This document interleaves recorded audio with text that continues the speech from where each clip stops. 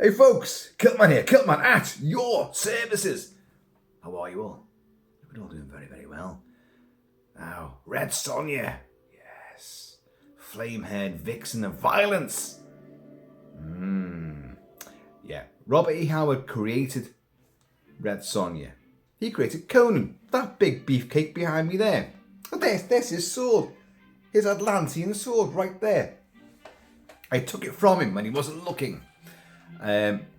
He created this heroic female warrior of Red Sonja.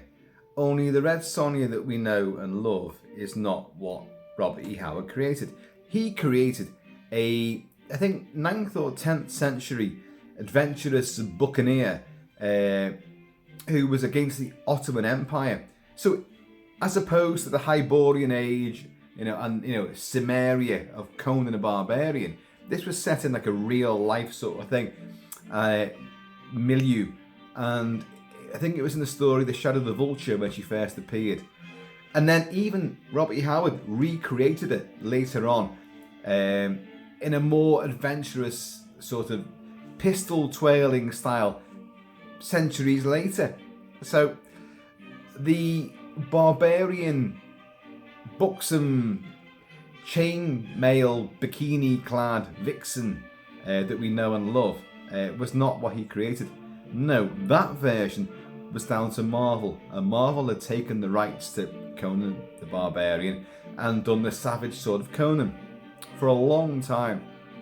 I've shown you all the books. I've got them all. And Roy Thomas, who was one of the great creators of the savage sword of Conan, he took and readapted Red Sonja to that age and made her basically a female version of Conan. And we then got the movie in the 80s from Dino Di Dum Dum. Dino De Laurentiis, yes, if you want to be pedantic about these things, with Arnie Schwarzenegger. And of course, this was meant to be, well, the idea was Arnie was meant to do 3 Conan movies: Conan the Barbarian, Conan the Destroyer, and then you get another one as well. But it never really happened. We're still waiting for the final Conan movie. We still want King Conan. Why the hell can't we get that? Arnie wants to do it. Arnie can get into shape and still do it. He looked the part. There is many graphic novels and comic books of the older Conan. Long, straggly grey hair. Even John Milius' original, Conan the Barbarian from 1982 actually shows the long grey-haired version of Conan. Well, it's quite clearly Arnie's very young face with a lot of hair all around it and a big beard. But we still await that. But Robert E. Howard did create Red Sonja, and then Roy Thomas readapted Red Sonja, and we got the chainmail-clad, Barbarian-ess, buccaneer, pirate, adventurer. Very, very similar to Conan, in that she's in it for herself. She'll form alliances and allegiances. She'll be set up. She'll take on entire armies and monsters, from ice yeti ape people to vulture people to all sorts of things. And it's brilliant. My first exposure to Red Sonja was an annual. And back in the 70s, Christmas time and your birthday, you'd be getting these big comic books and graphic novels and, your annuals, Doctor Who, Professionals, Starsky and Hutch, Star Trek, and out of the blue, I got a Red Sonja. How'd that work? Out of the red, I could have got a blue Sonja on a different day. But I got this annual Red Sonja. I didn't know who she was, but I opened it up, and I can remember the cover as well. It was white, and she was there in a glistening chainmail bikini, big sword, and she was climbing a tower. Yeah, it was almost like the tower, the elephant tower of the Crystal Skull. No, I'm combining Indiana Jones and Conan there. But anyway, it was very similar to that, and she was doing the same thing, the same sort of thievery, but a great big serpent was in there as well. And I was blown away by this. The vivid artwork, the florid sort of storytelling, and the sheer sexiness of it. And that'd be what, 6 or 7 years old? But wow, I was impressed. And it's funny how back in those days, as a kid, in that generation, I didn't see anything wrong with a woman kicking ass and being a big hero. You know, now you've got many people who don't like that sort of thing and don't believe in it. How could that never happen? A woman can't do that. It doesn't bother me one iota. But it may be because in that generation and the way that I encountered a heroic woman was through that medium. And I just, in my innocent mind, I just loved the heroics and the violence and the imagery. And she was sexy beyond belief. Having said that, if my dad had looked at that particular annual, he'd have probably scoffed and gone like, yeah. By the way, can I borrow this for an evening? Just don't tell your mum. No, he wouldn't have been so keen on the idea. Give him a Conan annual, yeah. You know, he'd be like, oh yes, of course, that's how things should be. A big, massive, muscle-bound man with a very big sword. That's how that's how things get done. A woman, no. But I was just out of that generation and appreciating stories and imagination and just an entire new culture. It's turned full circle again, as you guys know. It just like tumbleweed, it just blows over and over and over again. But anyway, all that aside, I love Red Sonja. You're hearing Ennio Morricone's score for Dino Di Dum Dum's version with Bridget Nielsen and Arnie. As I was saying before, Arnie was meant to do a third Conan. That's how they got him in for the third movie for Dino De Laurentiis. Do Red Sonja, and you're playing Lord Calidor because of a complicated rights scenario. They couldn't have him as Conan, but really that's what he is. He is Conan in that with Red Sonja, because the two of them do meet. They are in comic books, they are in graphic novels, they do meet in stories. So anyway, the Bridget Nielsen version is a camp glory. It's a mess of a movie. It ain't great by any stretch of the imagination, but it's such an enjoyable romp at the same time. I have reviewed it big time on the channel. I really gave it its day in court, and you know what, I have a lot of fondness for that movie, even though it's a complete dog turd. but it still works on so many other levels. Now they've tried to get the Red Sonja character that Roy Thomas readapted for Marvel as a sword-twirling buccaneer pirate bitch from hell with a heart of gold. You know, they've tried to get that idea into movies. Now, obviously, you've had Dino De Laurentiis' version with Bridget Nielsen. But we go back to 2008, 2009, and Robert Rodriguez tried to get Rose McGowan into the big movie of Red Sonja. And Rose McGowan, of course, would be in Planet Terror for Robert Rodriguez. In his half of the Tarantino Grindhouse experience with Death Proof as well, with Kurt Russell. And but she's magnificent. And the idea was that she would be Red Sonja, and she'd have been perfect for it. It didn't get off the ground. Stuff happened. It never came to fruition.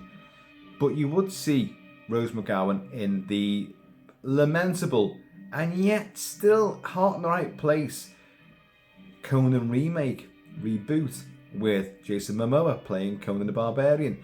And you'd have Rose McGowan playing the daughter of the muscle-bound old fogey that is Stephen Lang. He's amazing, isn't he?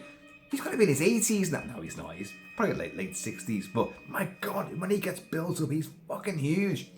And she plays his witch daughter in that Conan remake, which I think I've reviewed that as well, actually. And she's great. But it kind of paved the way. Well, she's in there. Rose McGowan, she's in the Conan universe now, playing this witch daughter. Oh, are we going? Is it a stepping stone to playing Red Sonja?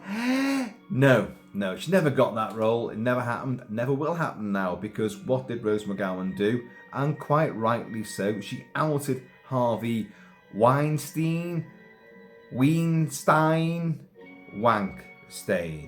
She outed him and other cronies for their sexual harassment and assaults and rape behind the scenes, and became a real avenging angel in many ways. But of course, Hollywood then turned against her. She's an activist, and she dropped the dirty on people that really should know better, but they didn't, and they've now closed ranks, and she's been outcast. So no, you won't see Rose McGowan playing Red Sonja.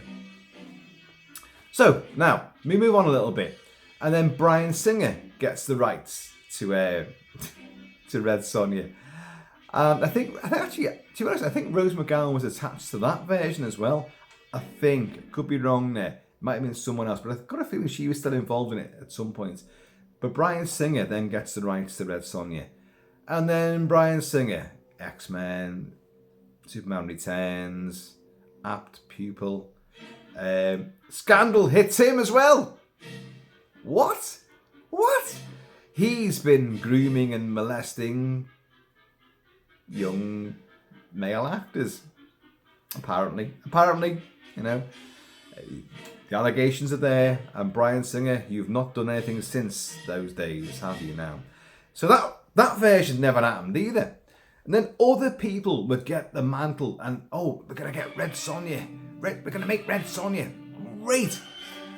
No, crashed and burned every time. Now we have a version being filmed right now as I speak in Bulgaria. Yes. Can't wait. It's actually happening. And you've got Matilda Lutz playing. I was going to say playing Rose McGowan then. Playing Red Sonja. I don't know Matilda Lutz, but believe you me, I've been looking at pictures of her. Yes, she's got the build, she's got the sexiness, she's got the sass. She can do it. Of course she can do it. Who's making this movie? It's somebody that I know, somebody that I spent an entire day with interviewing, believe it or not. And if you don't believe me, you can watch it on YouTube, because for AV Forums way back in the day, me and my good friend Simon Crust were interviewing Michael J. Bassett, the director of Wilderness and Severance. He's the guy that actually got to maim what's his name from? Oh no, Danny Dyer. Danny Canton Dyer. Danny Dyer, by the way, his favourite. When people say fuck every other word, fucking this, fucking that, fuck. He says cunting. He's a good actor, don't get me wrong, but we tried to interview him and we couldn't do it, because even though we stopped him every few seconds, Danny, you keep swearing, we can't put the swearing out. I'll fucking try and fucking stop that. And then he starts again, and then he'd swap the fucking for cunting every time. Can't this, can't that, can't. Well, Michael J. Bassett severed a leg for Danny Dyer in one of their movies. But then he got to do Robert E. Howard's Solomon Kane, which is why I was interviewing Michael J. Bassett back in the day. James Purefoy playing Solomon Kane, a great Robert E. Howard character. It's a fantastic movie, and it's a fantastic. If you go back to the original stories, they are brilliant. But a puritanical avenger fighting the demons of hell, But it's a wonderful movie. So now, not Michael J. Bassett, but MJ Bassett is now directing Red Sonja. I know this might sound all very convoluted, but I have been out, I've been drinking, and I've also been to a NATO summit meeting as well, as you can quite clearly tell. But Michael J. Bassett is no longer Michael J. Bassett. He is now a she, and they are known as MJ Bassett. Michael J. Bassett is now transgender. And doesn't it seem weird that, this entire Red Sonja thing has been pushed to a sort of out there oeuvre in many ways. It just seems to have, it's dangling its toes into, sort of taboo sort of things. I'm not knocking any of this, by the way. I'm knocking Harvey Weinstein, of course. I'm knocking Bryan Singer, of course. I am not knocking MJ at all. But MJ now has the movie and it's filming in Bulgaria. Matilda Lutz, who can look the part. The image, I've put the image on the thumbnail. Looks amazing. It's a very tantalizing tease of an image. The flame red sky, the flame red hair, the sword resting on the shoulder. You're not really seeing the body. You're not seeing what the battle is. It's just an enigmatic shot. Very sort of what you'd see in the Roy Thomas sort of Marvel comics of Red Sonja. The plot, the story, we don't know anything about it. Don't know who's doing the music. We have got a cast now. I'll just have a little look at the cast and see if you know any of these names, because I don't know any of them. You've got Robert Sheehan playing Dragon. You have Michael Bisping as Hawk. You've got Matilda Lutz as Red Sonja. Wallace Day as Anicia. Olivier Trevina as Thrall. Elisa Mentengu as Amarak. And you have the fucking huge beefcake bodybuilder Martin Ford as General Karlak. He's huge. Is he goody? Is he baddie? Who knows? I just do not know. All I know is that I'm really looking forward to it. And especially in this era now where everyone is so walking on eggshells, they're walking through a minefield of like, oh, well, I don't like the fact that women's took over this role. I don't like the fact that, there's somebody gay or transgender who's involved in this. And immediately, they're on the back foot, they're like, defensive. How dare you? I love it. I totally embrace this. I love the character of Red Sonja. She is just the female version of Conan the Barbarian, but with a bit more. She does have a bit more heart and soul. She does, and she has more sort of. Conan loves Valeria, his queen, and excuse me, and but he will bed many other wenches, of course, but as is any barbarians want. But his love is still there, whereas Red Sonja does actually form attachments romantically, and does until they get killed, obviously, and she pledges, her love for them.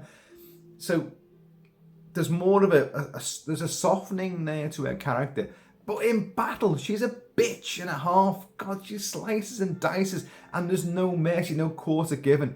She is incredible. This really, really can work as a movie. It can, and I'm just dreading the. I'm almost anticipating, the backlash against this when it comes out, and I don't want to I don't even want to try and create that. That's not what I'm trying to do here at all. But I know the current climate, and once some of these details come out, the director's transgender. It's a woman it's a woman with a big sword being a hero. It's like Prey all over again, isn't it? Predator 5 Prey, which I loved. You guys know that. She was written that way. She is a barbarian, just with boobs and a big bum. She's gorgeous, sexy, hot as hell, but she's an absolute violent bitch with a real dimensional character to it as well. She's got far more depth to her character, the way she's been written by Roy Thomas and that. Not necessarily Robert E. Howard, because this character that we're going to get now in this movie is not what he wrote. It's not what he wrote at all, as I've explained. Although that would be an interesting thing if they could actually bring that character that he wrote into the movie as well. But it'd be a different thing, and people know. You say Red Sonja, you just think of a chainmail bikini, a flame-headed vixen with a great big sword, slicing and dicing. That's what you think of. So that's what you want to see in a movie. That's what you're going to get. And MJ Bassett with Solomon Kane proved battles, set pieces, huge sort of backdrop, very medieval, very historical, a time and a place setting. The one thing, MJ, if you're watching, I've got to say, don't overdo it on the rain this time. Because I'm speaking to you, and you said that you don't like a camera with just looking at people. You want something happening all the time. So rain was always the thing, because it gives you the eye somewhere to look at. It makes even a static scene of someone just talking or someone just looking nonchalantly into the distance. It gives it action and dynamics. I get you. But I think you went a little bit too far on the downpour, for Solomon Kane. And I love Solomon Kane. I think it's a marvellous movie. I love it to bits. And because of that alone, you really, really have got, the action chops to do Red Sonja justice. So please, just rain back on the rain. Oh God, who writes my script?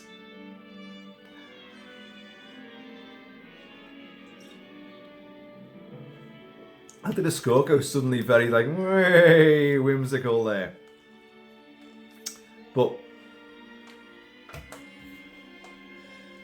this is great. I love Red Sonja, and it needs to be put on the big screen in a really honourable version of what we've had in the graphic novels and the comic books, because she's a great character, and it's going to be one that's right in your face for the woke crowd. Oh, no, you can't be having that. Oh God, no, it's a woman with a big sword.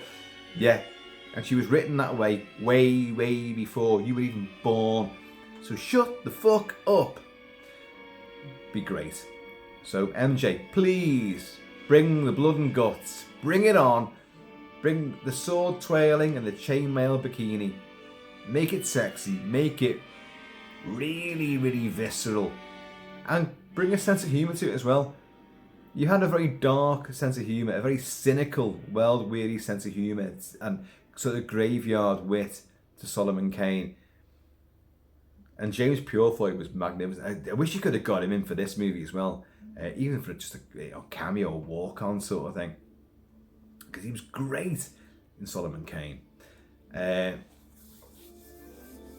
yeah, I've got every confidence in this. Anyway, folks, please comment below. Let me know what you think about Red Sonja. I know this has been a bit of a ramshackle sort of thing, but you get this from me from time to time. But the dots are just all over the place. The T's don't get crossed, and whatever, all that baloney about like making a cohesive conversation. I've been to the pub, haven't I? Of course I have. You expect that. You expect nothing less. So, anyway, folks, I have been always shall be Kilt-Man, so please try to keep it kilted, keep it Celtic, and in the meantime, in this ever sword swishering in between time, just think about slicing and dicing the woke crowd. Whoa, yeah. Anyone can wear the chainmail bikini. Anyone. I've been measured up for mine. I mean, I've got a kilt on right now. So what does that make me? I wear a skirt every damn day of my life. Every day of my life I'm wearing a skirt. And I'm always swishing my locks, What does that make me then? know. Too drunk to work it out. Anyway, folks, Red Sonja. Let's pin some hopes on this. This could actually be great. So, I'm going to see you all.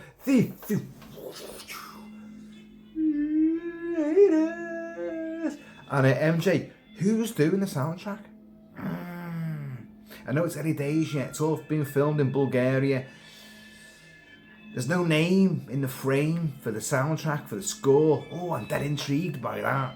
Could be great. Could be great. I want action, heroics, bombast, and elegance, and beauty, and romance. But savagery as well, and great action scoring. But that's just me.